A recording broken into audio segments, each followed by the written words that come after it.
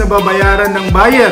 Yung transfer tax which does not exceed 0.5% in the province and 0.75% in the city of the ceiling price or consideration, plus 125 pesos for certification fee. So example po, ang ceiling price is 100,000 pesos, babayaran mo ang 0.5% ng ceiling price para sa transfer tax.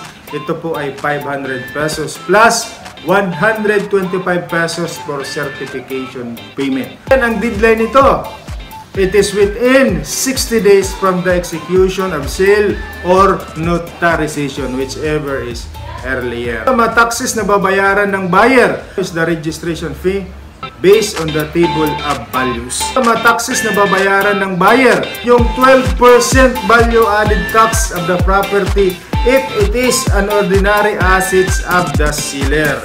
Bakit kailangan nating bayaran on time yung mga taxes? Dahil mayroon siyang penalty.